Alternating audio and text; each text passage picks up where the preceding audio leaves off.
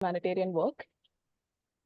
And also, yeah, we've started recording the session, and this is so that the webinar is available beyond the scope of this meeting. We also will be creating knowledge products at the end of this. So that is why we're recording. Kindly let us know if you would like for us to not record the session. Yeah, please let us know. Uh, um, Again, emotional first aid, how this started, it's been a labor of love for over a year at COFEM at this point. And the idea is feminist and humanitarian work, there is an embedded need for emotional first aid, because a lot of practitioners and researchers are often trusted with accounts of trauma or requests for emotional support, and a lot of it is often beyond the scope of their work or at least their training. And this is as part of COFEM's commitment towards collective care, collective emotional care, and feminist accountability that specifically the Asia Pacific region, but COFEM as a whole. We carried out a member survey to understand the need for emotional first aid in the work of our members. And first of all, thank you to all of you for filling out the survey, a lot of responses and a lot of really detailed responses. So thank you for that. That's helped us create this and the other knowledge products that will come after this. And so the survey examined circumstances requiring EFA, how prepared the field currently is to tackle any need for first aid that arises in our work. And so it is as a result of that that session has been created. So thank you for that. And thank you for joining. We really hope that this answers, at least begins answering what you were looking for when you filled out the survey. And we will get into what emotional first aid means, what we mean by emotional first aid, all of that in the session. But as we start, the first idea is there is a good chance that you've either been a researcher and when you've asked a question, you've had a person who has, at the end of answering, perhaps been distressed and you've not known how to handle that. Or you have you've held an awareness session and at the end of which someone's come and shared something with you and you've not really known how to respond to that. Or maybe you're carrying out some work and someone comes at the end of the session and they ask you perhaps for some way to tackle a land crisis that's going on or a financial crisis that's going on, and they ask you for help. And this kind of requirement and these kinds of situations often come up in the nature of our work. And I think it is important to understand what we can do, what the limitations are. And our hope with this session is also that it will help you think in the direction of whether something is in the scope of your work or not. And if it isn't, is that an issue with the field, or is that it could also be that maybe this isn't something you should be doing without some kinds of training. So it is to get us started in that direction to help us understand how many of these things are skill and training gaps, and how many of these things are issues with the field that we might just have to deal with, and maybe some of those things are decisions that we could avoid. So yeah, that is to get us started. And this is a learning circle, and it's meant to be around practical skills for people who are not necessarily trained in psychotherapy or in any kind of mental health, in the field of mental health.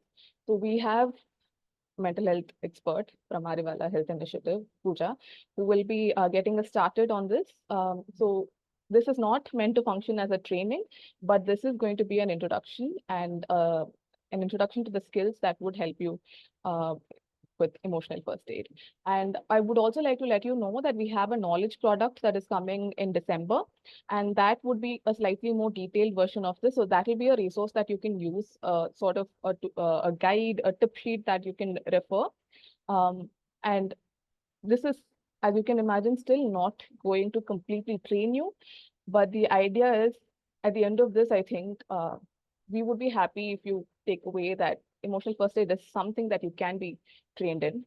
And this is going to be an introduction to that.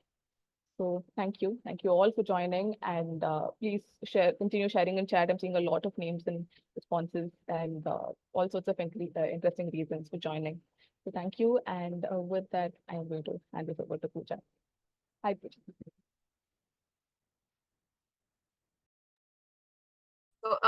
Thank you very much, CoFem, Popol, Meena, and Shanur, all of you for having me here today. So yeah, am I audible, Meena? Can you hear me if I speak like this? Okay. Yes. So please let me know in case there's any audio, video challenges there. I was listening to the beginning of the session, and I was thinking that we are all in a bit of a spot here because there is no way to work on gender without encountering violence and trauma.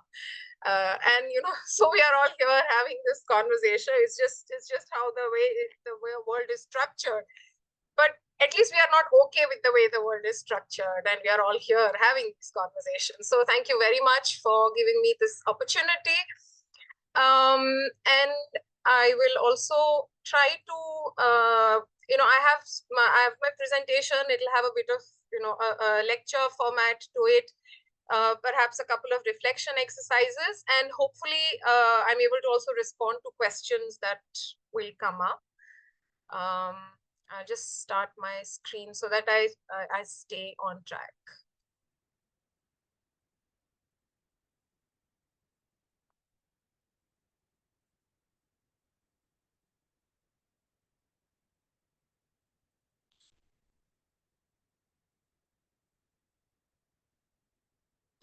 Is the screen visible? Yeah, okay. Yes. All right. So needless to say, our work is deeply informed by feminist principles. Also, a lot of queer feminist foundation to this kind of work that we're doing in India. And just briefly, so that we are all on the same page, and I hope I have understood this correctly so far, is that the session is for those who, in the process of doing their work, come in contact with people experiencing distress, difficulties, struggles, hardships. Could be researchers, social workers, activists, etc. And there's the element of timing in that work. When we say emotional first aid, there is a certain urgency, a certain timing, a certain responding to the present when it comes to emotional first aid. So we are all going to be so just to be aware of that element to this work. And therefore, the session is not about counseling or long-term therapy or one-on-one sort of continuous, sustained emotional support work, which is something we may all be aware of, but that's not what we train here for. That is a different kind of work. First aid would have also a certain end point to it. At some point, first aid does end, and long-term work or healing journeys do begin. Keeping that in mind, the session is, of course, about guiding feminist principles in this work and how we use feminist principles and learning responding to immediate distress. Now, we've in thinking through this session, I am aware that I have to balance the not presenting this as something, not presenting this as everything about skills, but still something or enough about skills to be able to use it. Because of course, we are also aware that in community work and feminist community work, we are always under-resourced. And so we are very aware of a certain politics of responsibility, that we may be short-staffed, we may be under-resourced, but we are in a situation, in a difficult situation often. And at that time, how do our politics of responsibility inform that response? And which is why we are talking about first aid, emotional first aid. These are some feminist principles and values that inform our work.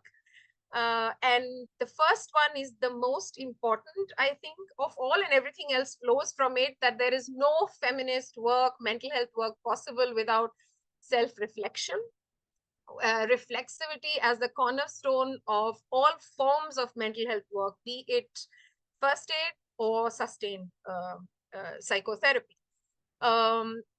These are also self-explanatory, so I would not want to use too much time on them. And therefore, you might find me going through this a little bit quicker.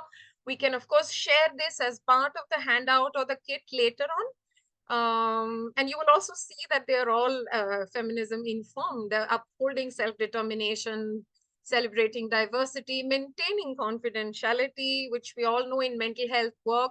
Maintaining confidentiality is one way to ensure safety of the speaker.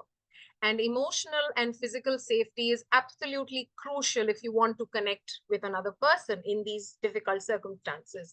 Foregrounding consent, being non-judgmental, mindful of power differences. So a lot of times traditional mental health work was not really talking about the power difference between the mental health expert and the receiver of this care. But feminist therapists and feminist psychotherapy is foregrounding questions of power inequality, which I'm sure we all understand as those who have the power to intervene in a difficult situation, to support someone who is in the midst of that difficulty. That itself places us on different planes of power, and therefore, power difference as something to be mindful of at all times. And of course, contributing to social justice, all of this work leads to that. So before I start, I just wanted to talk about one important thing when we do mental health work. It is that a lot of times when we have talked about field interventions and other forms of sort of working in the field, it is with a sense of collectivizing and with a sense of community. But for example, within the field of violence is where we realized that collective and community measures were important, but we also were pushed to think about the individual who is stuck in a situation of social making or social manufacturing. For example, in the field of domestic violence, when we were asking questions like, why is this woman not leaving this abusive marriage? And it was in encountering that question and being open to that question that we started thinking about the individual differently. We started thinking about the mental health of the individual, and therefore to recognize that mental health work may be a space, mental health work done from a rights-based perspective and from a feminist perspective, may be a space where we reconcile the individual with the structural and the structural with the individual in a way that individual is not forgotten. Because when you administer first aid, you are essentially focused on an individual. All right, so the first and the foremost skill, because we know that emotional first aid means containment of distress in that moment. In that moment when the person is in an extremely difficult situation, distress is high. Distress could be all forms of difficult emotions. There could be sadness, there could be anger, there could be agitation. So distress is used as a broad term describing difficult emotional states arising from a difficult situation that we are in. And listening or active listening is the first step to this containment or first aid. First and the most important step, because everything else is connected to whether we're listening or not. And you may have noticed that I'm calling it active listening and not the regular everyday act of listening. And therefore, I just wanted to ask the group if you would like to share in the chat box, what do you think active listening is?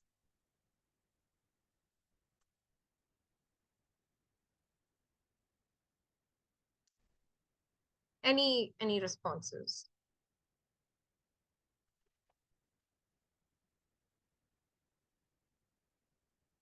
Listening with empathy, yes. Listening to understand, showing that you're there. Person's coming from. Listening without getting distracted, yes. Without judgments, carefully. Absolutely. Okay. Yeah. Listening with empathy and undivided attention, being present with the person. Yes.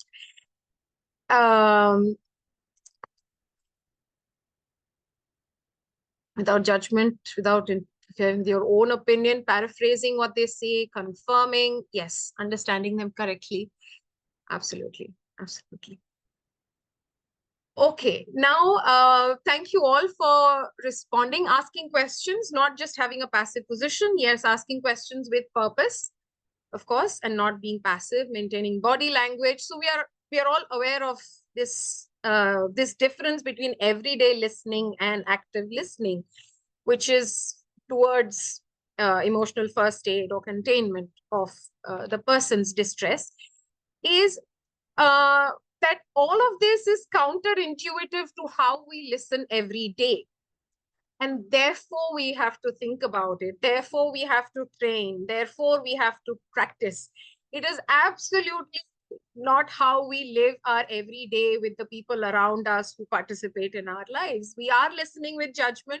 We are listening while distracted.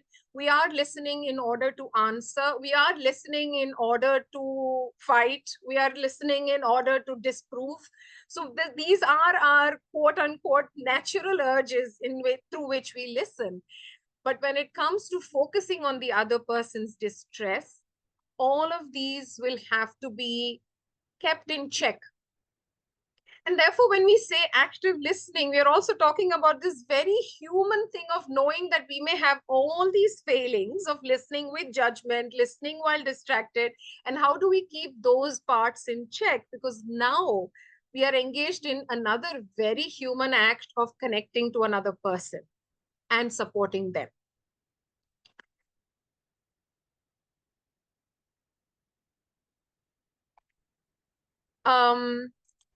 This also came up in your responses. What are we listening to when we listen? We are not simply listening to words or speech. We are listening to experiences. We are listening to behavior. We're listening to feelings and thoughts. Someone used the word implicit. So when we start active listening, we realize we are listening to much more than the words. We are listening to much more than the person is saying directly to us. And a lot of times we know it's a pedagogical tool also to understand what something is. Having a list of what not to do can be quite helpful. And therefore, here is a list of barriers to effective listening. One is blaming the other person, that, when they're sharing something difficult, we are thinking that this must be your fault that you are in this situation. Consoling, trying to console. Now, consoling seems like a very intuitive thing to do. So when someone is upset, you do want to console them, right? If, we do want to say it's okay and don't worry and all of that. Why would consoling be a bad idea in emotional first aid and active listening? I'm sure the others are quite, to not criticize, to not judge, to not preach. Why would consoling or sympathizing? It seems odd that it's on the list. Why would it be on the list? Any guesses?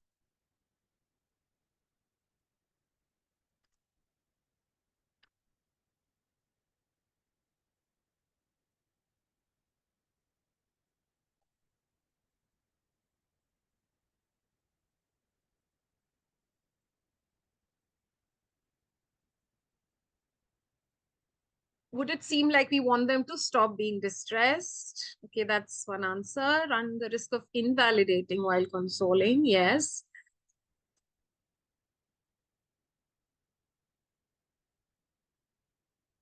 By minimizing their feelings, by claiming you understand when it's their own experience, it may undermine their feeling.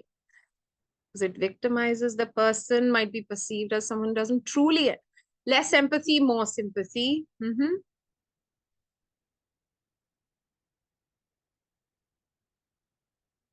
Focus should be on listening and giving them the power to decide what they want to do next.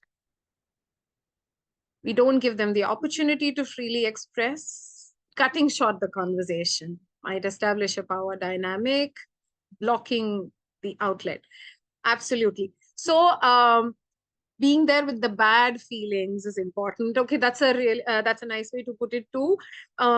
Because if we just think about the situations in which we may have consoled or have been consoled, it does seem like the sharing has to, the implicit communication is that the sharing has to end there.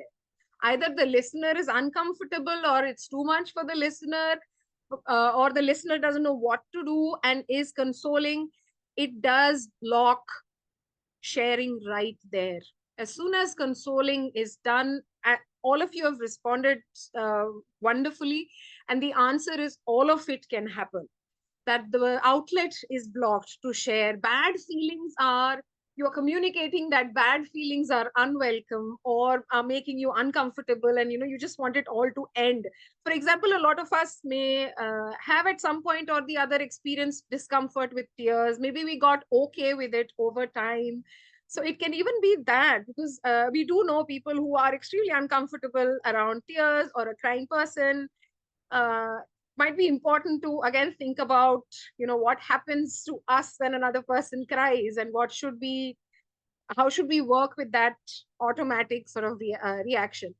So consoling can absolutely block speech. Consoling can block connection. Consoling uh, uh, can block the opportunity for the person in distress to really feel and express themselves.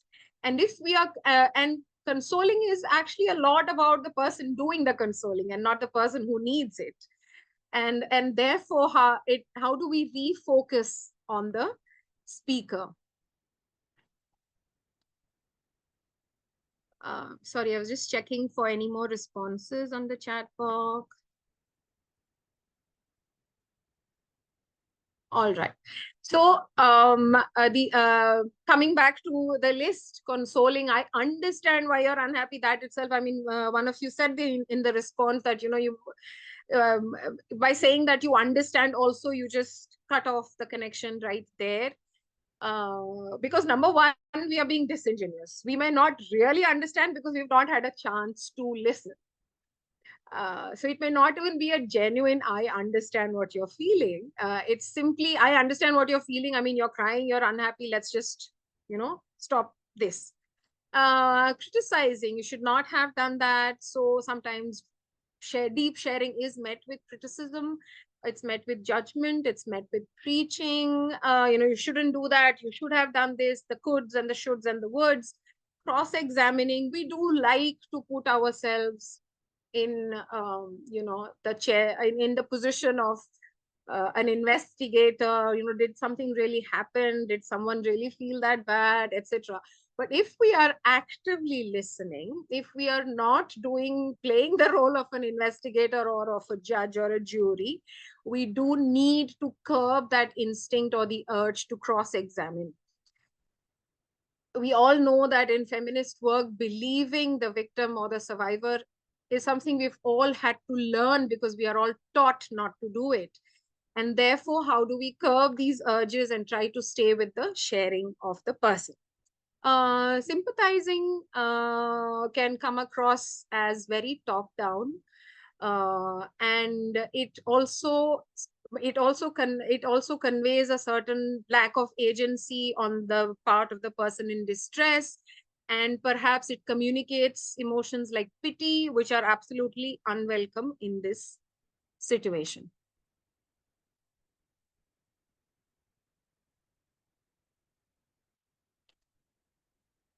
Sometimes as an neurodivergent, I'm guessing that means, we tend to say we understand and share similar experience to relate and communicate. What happens then? To relate and communicate. So, yeah, it's a good question. I am glad it has come up because we all do try to think of what bridges can we use, to convey that we understand. Now, saying that I understand because I have been through something is a tricky tool or a tricky technique. When used at the wrong time, when the other person is not ready to listen to that, it can again completely come off as you centering yourself and not their experience. But if used at the right time, with the right intention, those words can have meaning and purpose.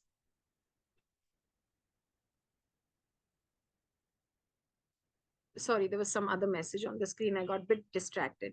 So the intention with which you are sharing is extremely important. If you want to share a similar experience, please be mindful of when you would like to use it and for what purpose.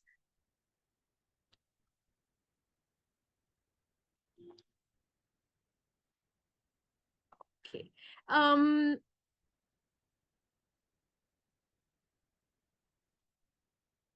All right. The other thing about active listening now is that when we are listening to someone, it will set off something in ourselves. Also, we are not simply passive listeners in that sense. We are active listeners, which means that the listening is doing something to us. Now, the key to working with that is not to deny what is happening within, but to work with what is happening within in order to refocus on the speaker. Now, and the last point here, to learn to be 100% present for the person in distress. I mean, I'm sure in each of your fields, you will have different terminology. This was just for ease of communication to say the person in distress, PID. To be aware of parallel conversations, therefore, in our minds is extremely important, because if we do not know when we have stepped away from the speaker, we will not know how to come back. And therefore, to be gentle with yourselves, it is okay to go away, because you are not coming in as a clean slate. You are coming in with your histories and your experiences. But the point is to be aware of when you might step away so that you may come back to the speaker.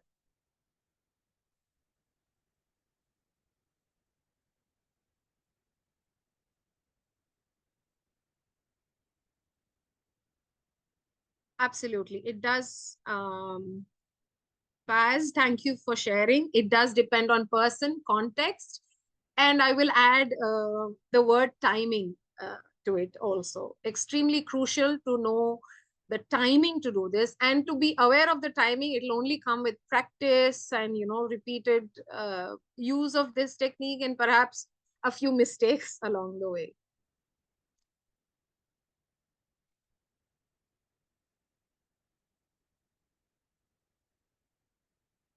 Now, how can we be aware of our parallel conversations so that we can refocus on the speaker? And what do parallel conversations entail? Number one, what conversations evoke in us in terms of emotions, memories, our own pain, etc., can all come back. Worrying about what to say as soon as the person in distress finishes. A lot of times that worry can take over in a way that we are not listening to the person anymore. Physical discomfort, bodily needs, very often either because of circumstances or because of perhaps lack of awareness. We don't know in the present what our body needs. It could be that we are sitting in an extremely uncomfortable spot and our body is starting to hurt, or are we hungry? Do we need to go to the toilet?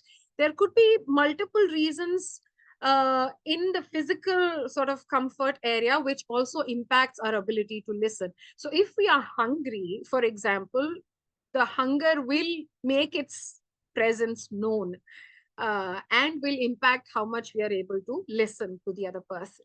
And about the environment in terms of noise, for example, I mean, if you live in noisy cities like I do in Bombay, there's constantly something or the other going on. It's one of the things that I have always had to try to control in whatever way possible. So being aware of perhaps environment, noise, etc. Worrying about one's own competence. So there could be external factors such as where you're sitting. Are there other people who could possibly listen? Is there noise? Is there some construction going on? All of those noises, external things can affect. Also internal voices, like what the conversation is evoking.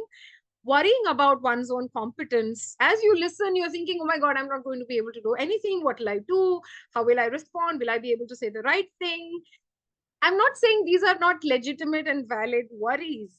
All I'm saying is, if those worries are what you're listening to right now, you have stopped listening to the speaker. That's all I'm saying. Whether you'll be able to respond adequately, etc. So just to practice, just to give a little bit of a simulation of what parallel conversations are like or look like, or how to just practice being aware of that, I will request Meena to play a video. Please listen to the video. The instruction is, all I want you to do is, as you are seeing and listening, etc., think about what's going on in your mind. Just be aware that there's nothing to do with what's going on in your minds.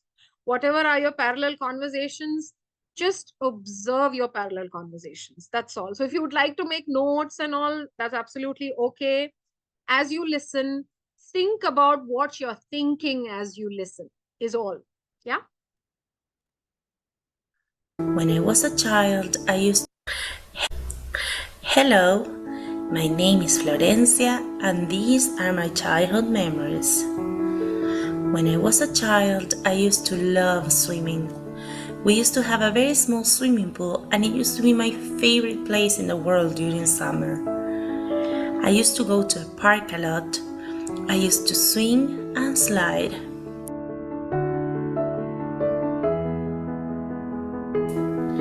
With my family, we used to go camping every summer holiday. Sometimes we would go to the beach, and sometimes we would go to a hot spring park. I used to sunbathe and play on the beach a lot. My favorite toy was a giant banana in pajama. This used to be my favorite TV show too. I used to have lots of toys. I used to play with dolls. I used to play alone and with friends, but it was always more fun when I played with friends. I used to play with my sister too, although I used to tease her a lot. During Christmas, my aunt used to dress as Santa Claus. I always used to receive a lot of presents.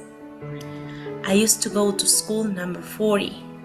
I used to be part of every performance in every school party. I used to love dancing. My favorite teacher was Marcela, my third grade teacher.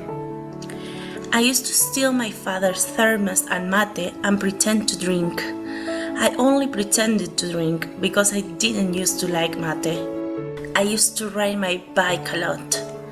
I didn't used to have very big birthday parties, but I used to be so happy with just a few friends and my family.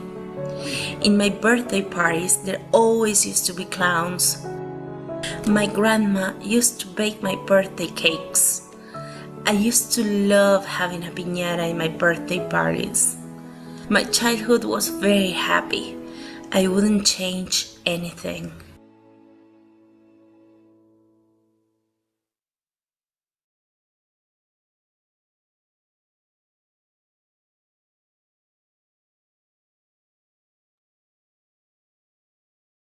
Yeah. Thank you, Meena.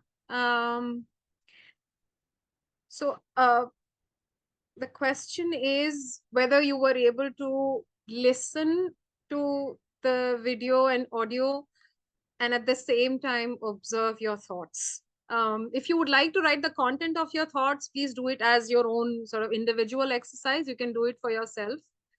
What I'm interested to know right now is, were these two things going side by side? Was it easy? Was it hard? Were you able to do both together? Being aware of parallel conversation while listening? Because I'm sure the content of parallel conversation will be different for each of you, so we will not go into that.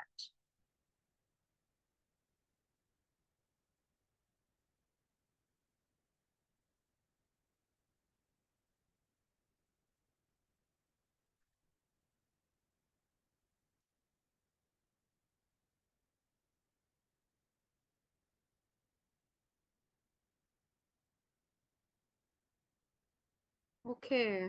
Okay.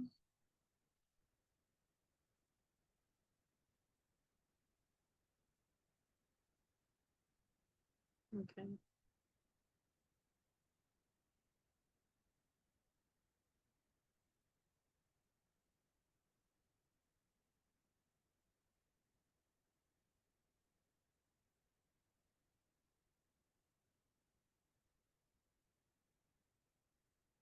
Okay.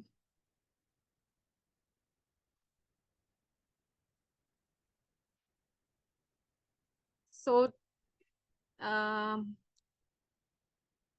couldn't, yeah, yeah, it was challenging. Mm-hmm.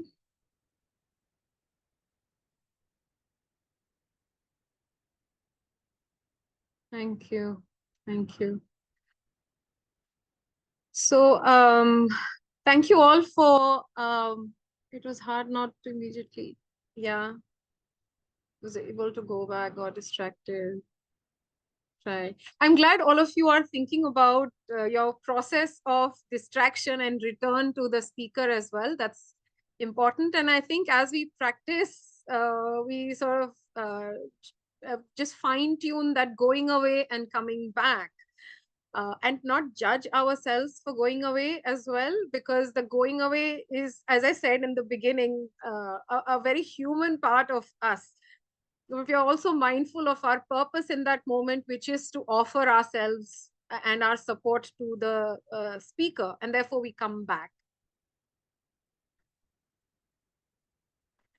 Ah, yes, Shanu, thank you for sharing that. Yeah, it is almost an occupational hazard. We are listening to a story and we are just waiting for, yeah, yeah, something negative or sad about the child. If we had more time, I would have really liked to dwell on this effect of the work that we all do. I work as a therapist. I'm also not used to hearing happy memories and happy stories. So I would have loved for all of, I mean, I hope we get an opportunity sometime, or maybe not, I don't know, but I would have loved to just think about how all of us were almost lying in one of the parallel conversations where we are waiting for when everything goes south.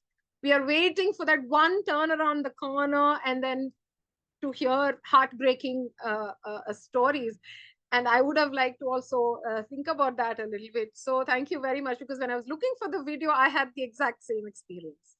I was listening and I was wondering, oh my God, how is this going to end? What is going to happen next? When should I prepare for? But that also meant that I was not with the happy story in that moment.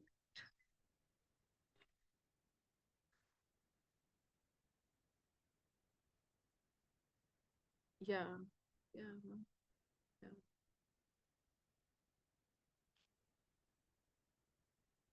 Thank you all for sharing.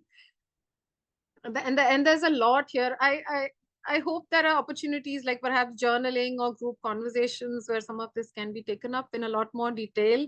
Unfortunately, I am running on a bit of a tight brief and timeline, so I will have to go back to my PowerPoint. But thank you all so much for thinking about yourselves when I asked you while listening to somebody else.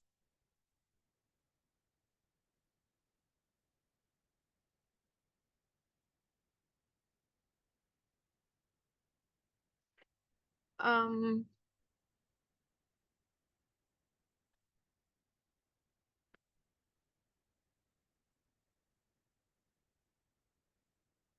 Now, things like do's and don'ts, I think I will skip today and maybe make it part of the kit or the handout, so that I can flag a few more important conversations in this time that I have.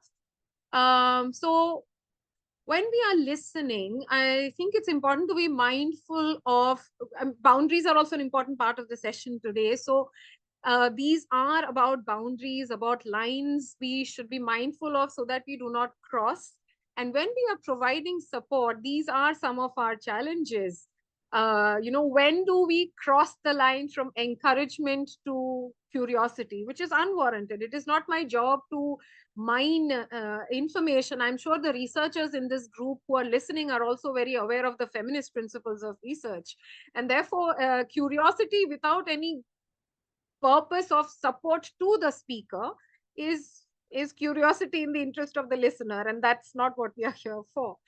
When does interest cross over into intrusion? What are those lines? And none of these have quick or easy answers, but we find this, we find our answers along the way. The important thing is to be mindful of this line. When does paraphrasing become concluding? So, like we said earlier in the conversation, right? So you want to say that I understand and this is what you're going through. Are we paraphrasing to encourage further conversation, or are we paraphrasing to say, okay, I now understand you and then we can close this conversation? Are we sharing versus taking over? That's an important thumb rule as well when talking about our experience to connect. So if we are listening and we want to offer some example to say that we understand, are we taking over the conversation? Are we now the focus of the conversation, or are we sharing it in as brief a way as possible for the other person to know that we understand? So intention will also cover this line of sharing versus taking over. Are we offering information, or are we looking for information, or are we entering that space of gossip? It can also happen in certain informal settings. Conversations can slip into this. It can also happen if you are working in or if you're embedded, or your work is embedded in communities. If you're working with multiple people in the same community, information and gossip and lines between those can blur. It's important that we keep those lines, we are mindful of those lines for the safety of our communities. What are the needs of the person in distress as opposed to needs of the volunteer or the speaker? And support versus friendship. If we are here to provide support, we are not here to be friends. We are not here to, when we provide emotional support or first aid, we are not being friends. And what is the biggest reason why we are not friends in this context?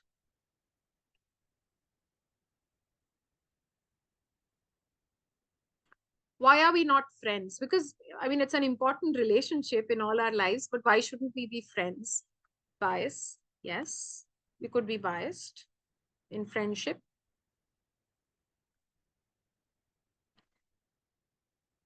Attachment, okay, we could be attached to our friends. Blur lines, allow autonomy, less likely to be objective.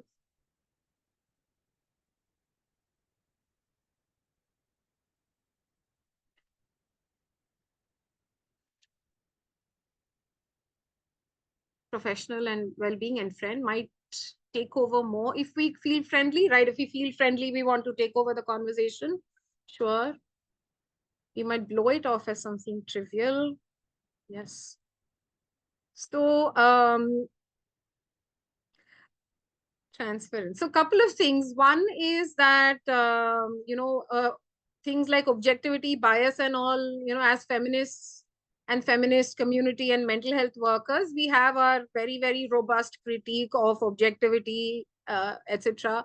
We are all for subjective, valuing of subjectivity. So there's that.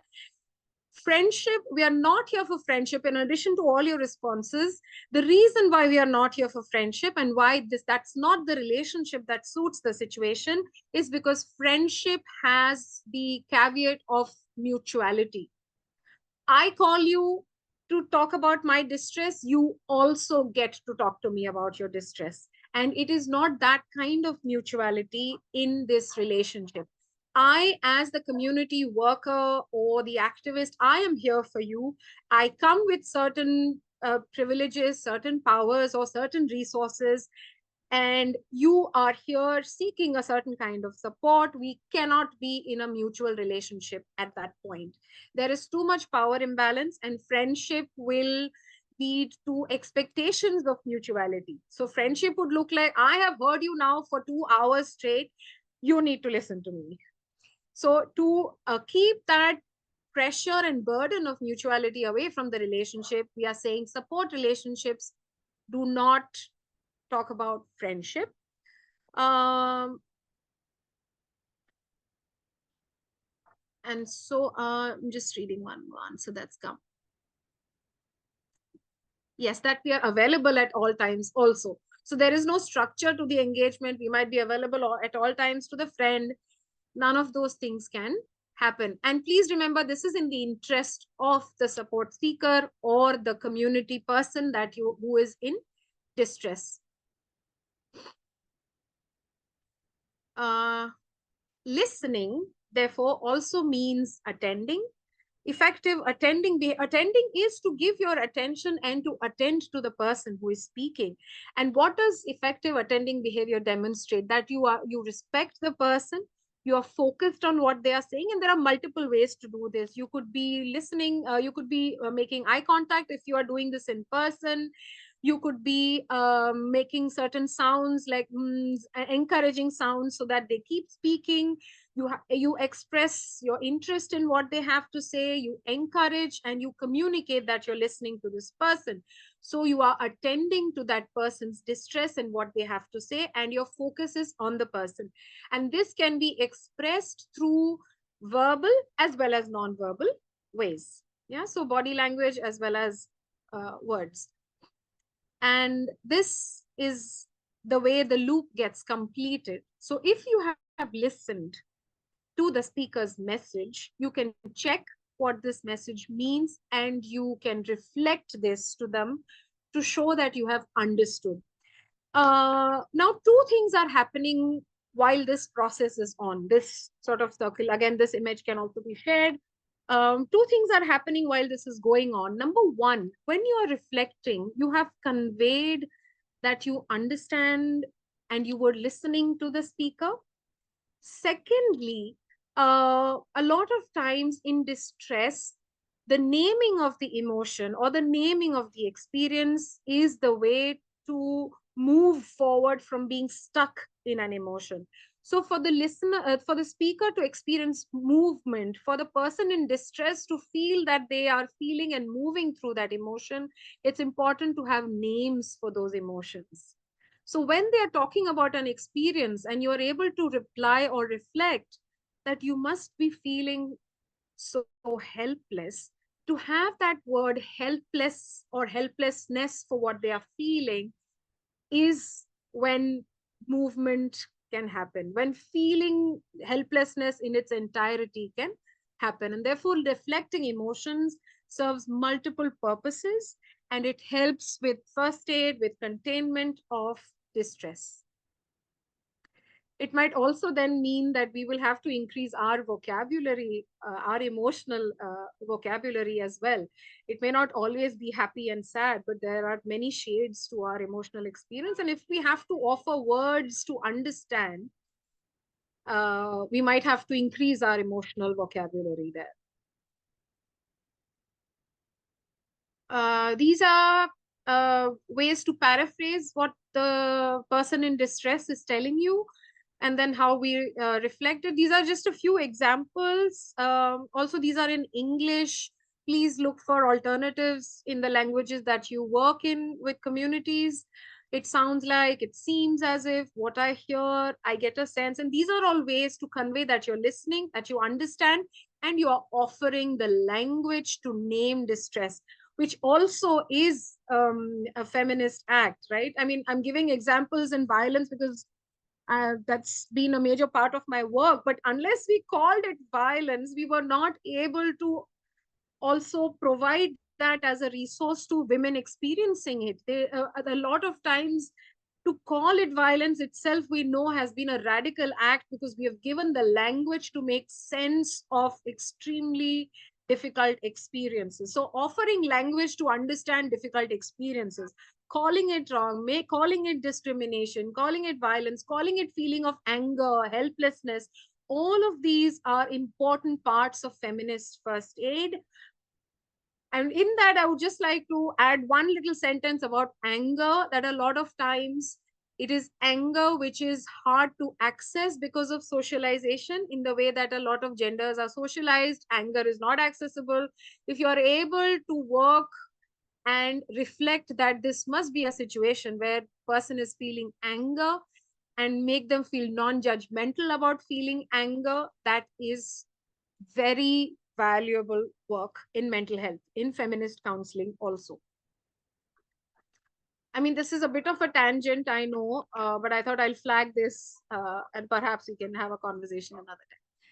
All right, to sum up, if you want to provide emotional first aid, if you want the person to experience a certain kind of equilibrium when they come to you with high levels of distress, and the reason why we have to do this, the purpose of it is that we all carry resources and solutions within us. Oftentimes, we may not have physical resources, but we carry emotional resources within us. But distress is, to use a metaphor, distress is like that fog which completely covers the way, which obscures the way. You might know how to drive, but you cannot drive because there's fog. And when we do emotional first aid, when we offer that space for the person to talk and to name their emotions and to have that listener who gets it, you reduce the distress, you reduce that fog. The person is able to also then retrieve their own skills and can then move forward with, of course, all the other resources that they will and support systems that they will require. So I have often found the fog metaphor to really be very grounding in the kind of work that I do. So to sum up, what would EFA look like is to refocus your listening. If you keep drifting away, come back, refocus on the speaker. Do not jump into problem solving mode. I'll spend a few minutes on this later when I'm doing boundaries. Do not center yourself. Now, this is hard because we do like to be part of conversations. We do like for it to be about us. That's okay. But when we are in a certain role with a certain responsibility, we have to do all the other things so that we come back to the speaker and decenter ourselves. We reassure in different ways that we believe them. Now, these may seem like stock phrases, I have been doing mental health work for a long time now. And I don't think I have ever said, I understand you and I validate you and I believe you, because those phrases mean nothing if you have not actually done the internal work of believing this person, which is why reflexivity is important. If you believe them, there are a million different ways to convey that you believe and you hear and you validate. If you just say those stock phrases without being genuinely believing of the speaker, it is not going to work. Please do not underestimate the intelligence or the ability or the understanding and experience that the speaker comes to you with. So if you are simply saying, I believe you without actually believing them, I think you may not be able to run too far with that lie. Be open to whatever emotions come up. Now, this has been another cornerstone of feminist work. We are saying we cannot shy away from emotions, especially because women have, and the oppressed genders have constantly had to bear this burden of, some parts of their emotions getting chipped off or taken away. And they're not being allowed to feel all of them. We shame emotions like jealousy, envy.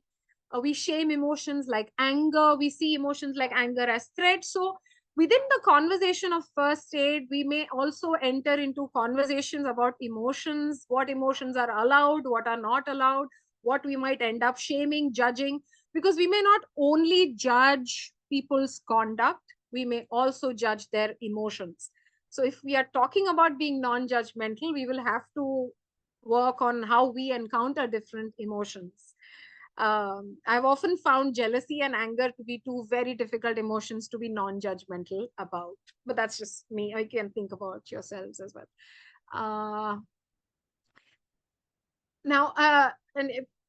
I'll just quickly check the chat. Pooja, I'm noting down the questions in case worried about that. So if we have time at the end, we can do it. But if there's anything you want to pick up now, please go. All right. Okay. I think I'll do that then. So I'll just move then. Okay. Silence is an extremely important part of a conversation. However, we are not, again, trained or taught to engage with silence. We may have our own baggage with silence, our own histories with silence as well. So it's important to think about how we are using silence in a conversation of support or in emotional first aid. So silence and pauses are important. A lot of times filling this is because we get uncomfortable with silence. We want to talk a lot if someone is silent, and then we want to, where we just get uncomfortable with it. But silence can help the speaker gather their thoughts, communicate emotions, etc. And therefore, we have to be mindful of rushing in to fill those silences simply because we are uncomfortable. But we may want to interrupt silence. Perhaps in a sense, it has gone on for long and you want to now encourage the person to talk, or you feel that you want to understand the meaning of that silence. And therefore, interrupting silences has a way out, and the way out is to ask process questions. For example, what are you thinking right now? Or what is on your mind? Again, please don't focus on the words, use any language, but the idea is to ask process questions. What are you thinking right now? What is going on in your mind? Can you share with me what you are thinking about? So for asking process questions is a way to interrupt those silences. But silence can be useful, and it is important to be comfortable with it. Now, and here is a self-reflection question for all of us, is how can I be aware or enhance my capacity to sit with silence? If the person is in a lot of distress, if the community person you're working with is in a lot of distress, they may need that time to gather their thoughts. They may need that time to feel that emotion. If in speaking something, they are extremely overcome and want to cry, and there is no words, but only crying and silence, we will still have to stay with it. So how do I enhance my capacity to sit with silence? Which means I will have to think about what, as I said earlier, what my relationship with a silence is. Did I, for example, grow up, or, have I grow up with this sense of silence being used as punishment? So do I experience it as punishing? I'm not trying to pathologize it by saying that something went wrong in the childhood. That's not where I'm coming from. Just a disclaimer. That's not where I'm coming from. Just to say that what is your particular history with silence? Was it used to punish you? And therefore, if someone is silent with you, you wonder whether they are withholding their feelings and emotions from you. Did you use it as a means to withdraw from someone, and therefore you worry that this person being silent with me is withdrawing from me? What is your personal relationship with silence from a person? Do we start to overread silence? Are we overanalyzing? For example, the person is silent with their own thoughts and emotions, and are we thinking, did I say something wrong, and is that why they are silent? What should I have said? What did I say, and is that why they are silent? So we come back to ourselves in that sense, and we are not with the person who is silent. So please reflect on your own relationship with silence and think about the question of enhancing capacity to sit with silence. It is a skill, definitely. All right. This is another important component. I thought I will, in terms of boundary setting, I only have time today to flag certain questions and to open certain conversations. I'm hoping that all of you will have opportunity to reflect on these conversations later. And I'm not going into general boundary setting. Yeah, those are also things that are readily available on the internet. When I was thinking about your session, this particular learning circle, I wanted to flag three things or open up three conversations. I will start with the third one here, types of needs.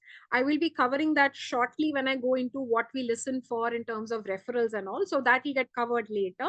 I will now focus on point number one, which is the fluidity of distress and increasing self-awareness. Now, someone had asked this question earlier about, what if when I hear something and it evokes my own pain, my distress, if the story reminds me of that, because given the kind of say heteropatriarchal, extremely unequal structure we are all based in, we may have undergone similar kinds of violence, similar kinds of abusive behavior, similar kinds of traumatic experiences, and therefore also structurally our distress can be interconnected. But individually, when we are listening to someone's pain, how do we draw that line of where their pain ends and mine begins, or where my pain ends and theirs begins? That line is important for me to continue to listen to their pain, because they are not the ones who are causing me pain right now. And that's an important thumb rule to keep in mind, that your speaker, the person in distress who is speaking to you, is not the one causing you that pain. That person's story has evoked that pain in you. Yes, absolutely, it can happen, but they are not the ones causing it. You have to return to your speaker knowing that in that moment, the speaker needs you. You are there because you are in a certain position of responsibility and role towards the speaker, and you stay there. But after that conversation is over, what you have been offered is an opportunity to think about your own pain as well. And therefore, a lot of times, this kind of mental health work can offer opportunities for our own growth and healing, because in these conversations, we become aware of our own pain points. We become aware of what is hurting within us, which perhaps on an everyday basis for survival, we manage to somehow figure out. But this conversation makes it more present. This conversation points to that cut in you that is still bleeding. But the person in distress is not where you will seek support. Once that conversation is over, you will seek support for yourself differently. And therefore, self-care is an important part of doing emotional first aid. We have to continue to take care of ourselves so that our pain doesn't spill over into the person in distress and their story. So distress can appear and become rather fluid, and it's up to us to draw some of these lines in the interest of our own healing and in the interest of the well-being of the speaker. The second point is also rather significant for the group that has gathered here, that all of you work in organizations, you're on the field. How does role conflict emerge when we are doing emotional first aid work? Because one of the things of emotional work is that you are not there to rescue or offer resources to the person. You are there to offer your fully focused listening. But you, in your day job, for lack of a better word, or in your employment or position of work, you are also there to offer certain forms of support which are not emotional. You might be there to offer legal support. You might be there to offer other kinds of resources. You might be there to facilitate access to government schemes. You might be there to facilitate access to roads and hospitals. So you are also there to provide material or tangible forms of support. And then suddenly you are tasked with this role of only listening without trying to rescue. Now, there is an essential contradiction there. When you know you are going there to offer something, and then we are saying, but just listen and not do anything. And therefore, I think this is a larger conversation to have, how does that boundary or how does that role get drawn? Because that is a line which will have to be drawn within ourselves. Within myself, which is the self that has something to offer in terms of resources to this person, and the part of me that will be activated when I have to simply listen. And all of these parts reside within the same person, and that's why it is a very dynamic and difficult conversation. So I just wanted to, as I said, when thinking about the position that people in this group might be in, this role conflict and the challenges that come in providing first aid in that role conflict situation should be brought up.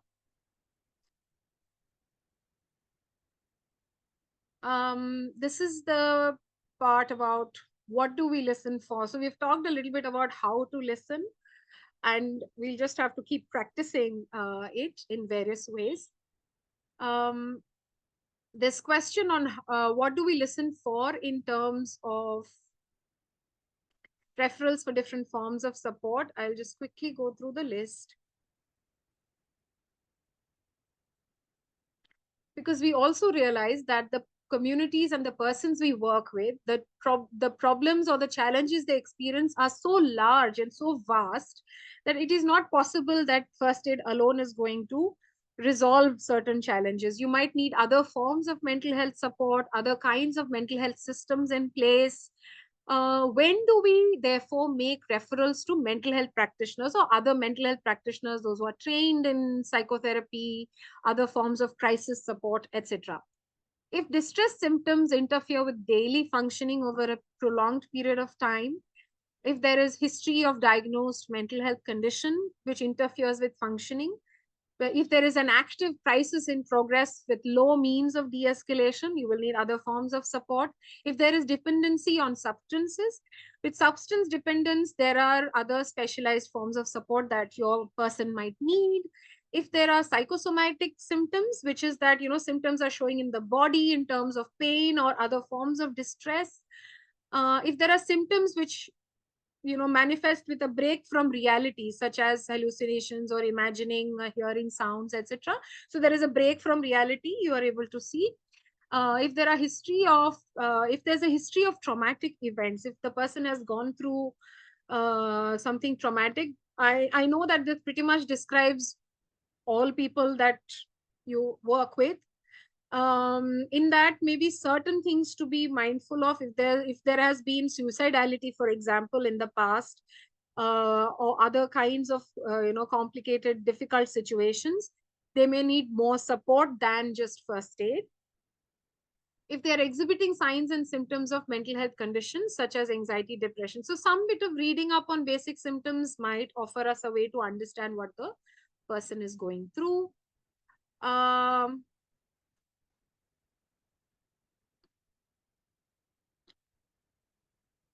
Okay, I think I will do this.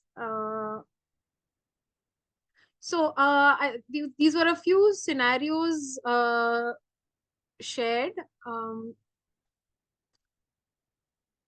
And if we can just think through this a little bit together. The first situation here, these are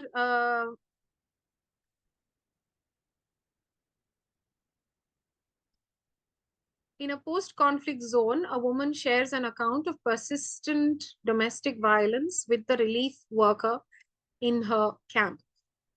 If this is happening, if any of you are working in this field, would you like to, present or share your thoughts on how to work this situation if you're going there as the relief worker? And you have to listen, provide first aid, but also you're going there as a person with resources. What would boundaries look like in a situation like this?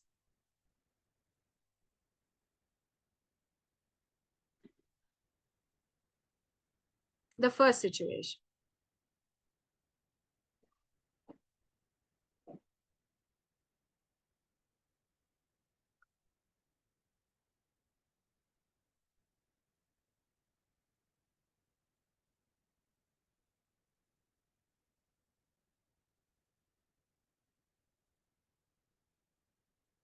Anyone?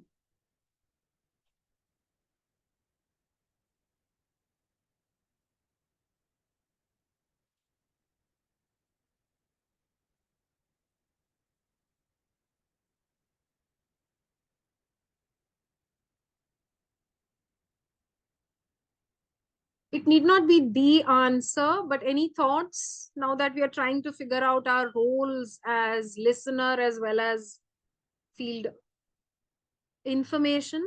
Yes, yes. A referral would be appropriate.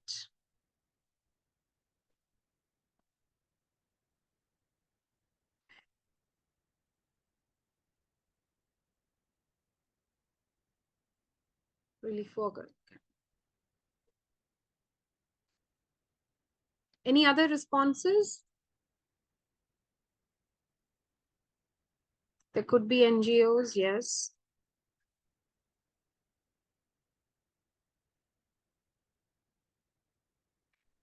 And in your role as a person providing first aid?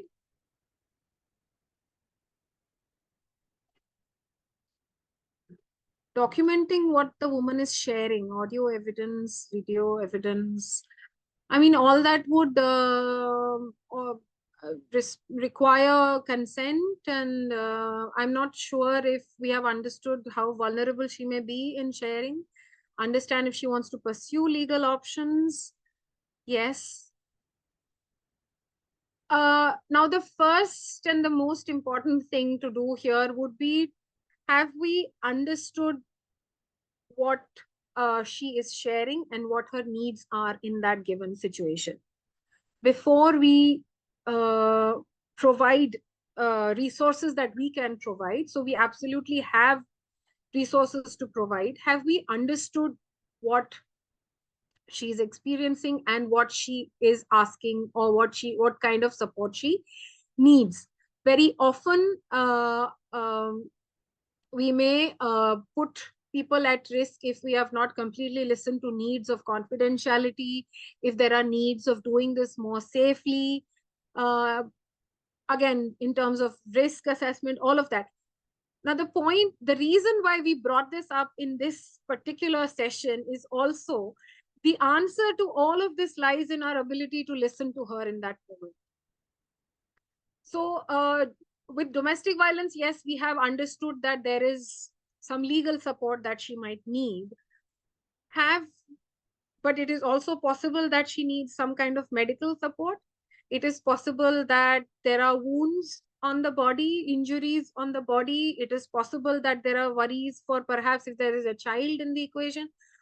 The point is, are we there to listen without judgment? Let me put it this way. If a woman with experience of domestic violence comes to us, what are the quickest judgments that we are at risk of making for this woman that could end our association or end our connection with her?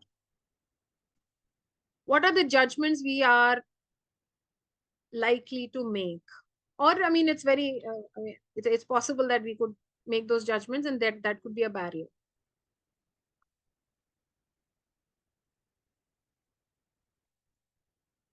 Why would you stay if you're being hurt? Yes, it was her fault. We start thinking about what could she have done that she was the receiving end of violence. A lot of times the automatic, because we are trained in patriarchal ways of thinking, we are also thinking, what could she have done that this is happening to her? And the minute we pursue that line of questioning, we have stopped listening to this woman. We have stopped listening to the person who has come to us. We are likely to term it as family matter, marital dispute. Yes, we may also use the privacy argument as an excuse to say we will not get involved in it because it's her private affair. We cannot intervene. Absolutely. Common judgments, trying to get her out of the situation, trying to get her to leave or end the marriage. Yes. All of these missteps, for lack of a better word right now, we are at risk of all these missteps if we have not listened to her fully in that moment. And therefore, it does turn out that that first conversation of truly actively listening to your person is crucial to every other intervention that has to follow. Every other thing that we want to do for this person hinges on our ability to listen in that moment. There's just about 10 minutes left, so I think I will have to stop here. Perhaps some of these questions can be taken up as case scenarios in the kit. But at this point, I think I will have to stop. Yeah, is that okay? Yeah. I don't want to overshoot my time. Thanks.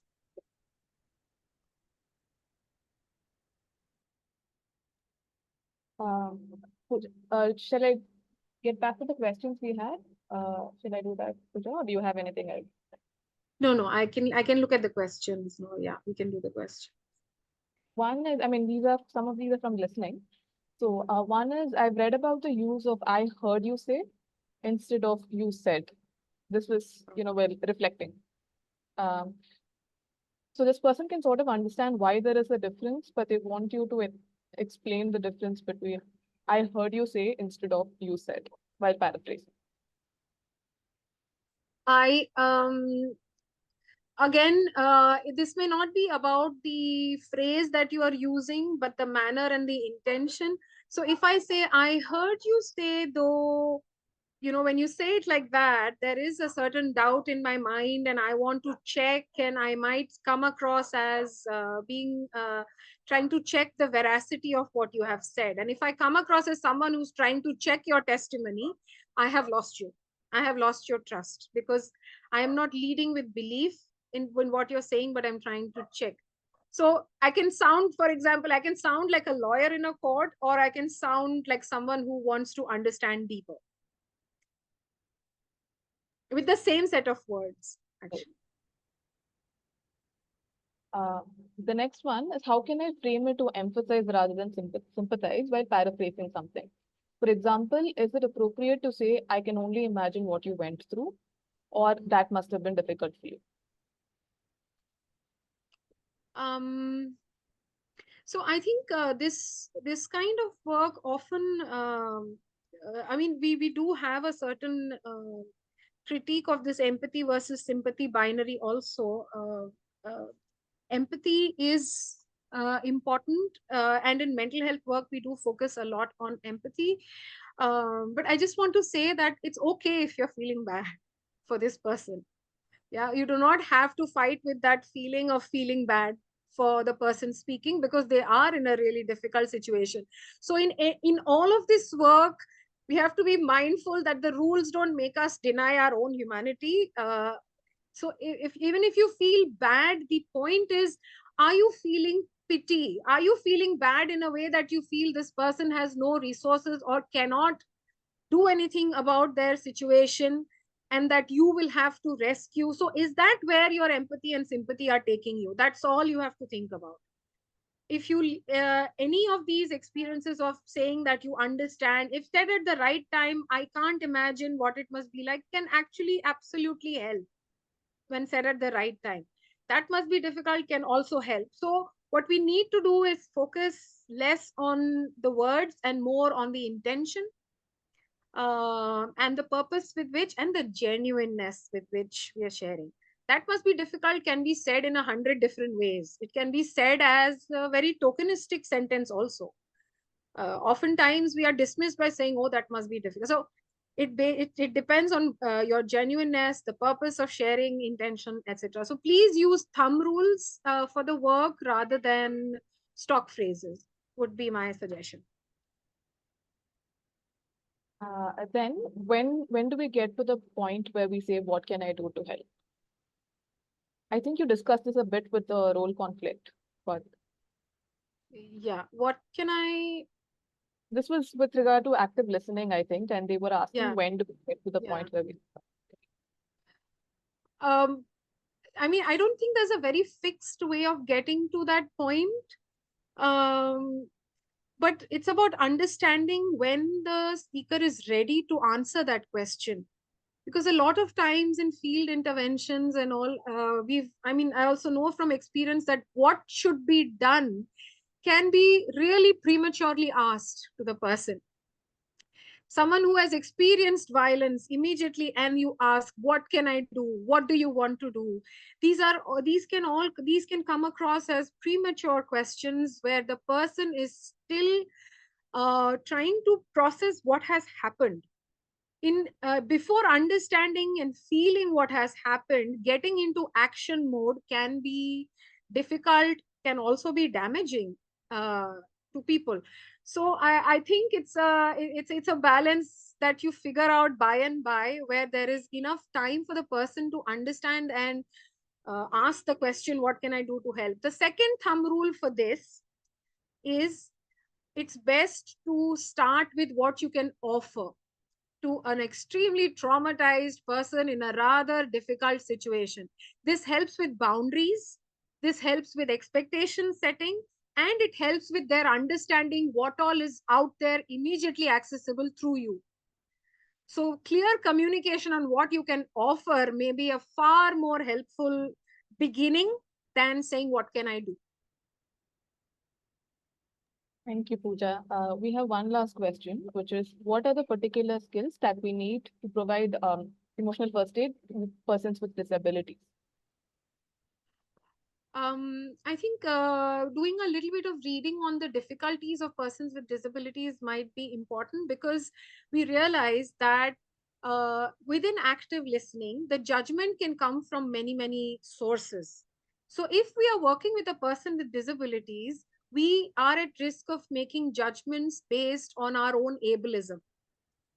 So, is our ableism affecting our ability to listen? Are we thinking thoughts like, oh, but what if they tried a little bit harder to do something? Why couldn't they try harder? Why couldn't they have tried? We understand, I mean, I'm sure all of you understand the underlying ableism in that particular judgment that's running in my parallel conversation. So I think if we are working with persons with disabilities far more intentionally, if that's the community we are working with, we have to work on our own ableism.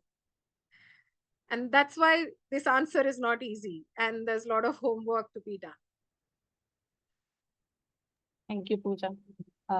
Also, I want to respond to Aishwarya's question, which is on types of needs under boundary setting. I think they want you to repeat, and we basically, Aishwarya, we will be getting into all of this in more detail in our resource. So maybe it would be best to refer to that. We will have that out in December, and we'll have a recording of this on this meeting on all of COPEM social media. Right. So that might also help. Okay. So there is a question from Sophie, and maybe we could close with it, which is, I'm wondering what you feel about touch, a hand on the shoulder, a hug, offering this as a way to provide support. So thank you for that question, because in a lot of cultures, that kind of physical touch, physical contact is offered to reassure. But there cannot be universal sort of ways of doing it. It'll have to be, it'll depend on the context. It'll also depend on the power difference. If there are cultures with very gender segregated behavior, you might have to be aware of, what the relationship between your gender and the gender of the person is. Their touch could be understood differently. I always think that in this kind of work, where the person coming to you is very vulnerable and you are in a position to offer support and therefore have power, it's best to seek consent. It's best, but not in this very sort of technical way. You can always ask, may I, may I offer you a hug, or may I hold your hand? So it's not about saying no to touch, because it can be comforting, but we won't go into it too early. We don't want to go into it without consent.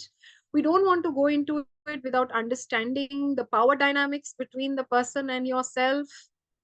We also don't want to go into it without understanding your relationship with touch. You might want to offer touch, but what is your relationship with it? Because you're not only offering, but there is another person at the end. So once you give a hug, what if this person tells you, I also want to hug you now? What are you going to do then? What will be your boundary then? So a lot of self-awareness, a lot of practice, a lot of understanding of the context and the power will be essential. Checking is a good thumb rule in this situation. Thank you. Thank you so much, Pooja. I think we've come to the end of the session, and want to acknowledge, thank you so much. I mean, it's been long for you. And for everybody, I know it was a lot, and we really tried to cover as much as possible right now, because this is the interactive component of this resource. So we wanted to really get all of this in. And the knowledge product, which again, mostly coming out in December, will work as a guide. So this was for the interactive component. With that, I want to mention that we'll have a follow-up email, and we once the knowledge product is out, we'll share that with all of you. Please also look out for that. Lucky has shared all the open website and social media handles. Please look out for that.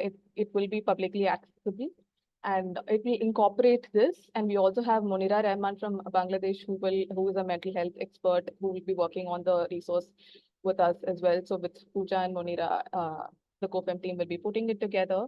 So please check that out. Thank you so much for your support from the survey, with this learning circle, with all of it. We've had a lot of interest in this, and we've also had very like genuine interest questions and perhaps need, which prompted all of that.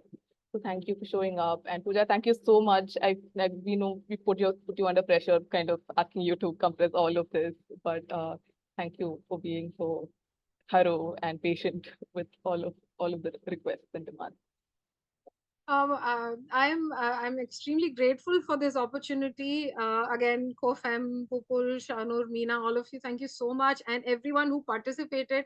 I'm so grateful for your participation also through the chat box and all. It felt like a really alive classroom. So grateful for that, and always excited to have conversations on mental health from a feminist, rights-based lens. So I would never give up a chance for that. So thank you all so much. Thank you. Thank you all. That is the end of the session. We will be in touch with you, and we also really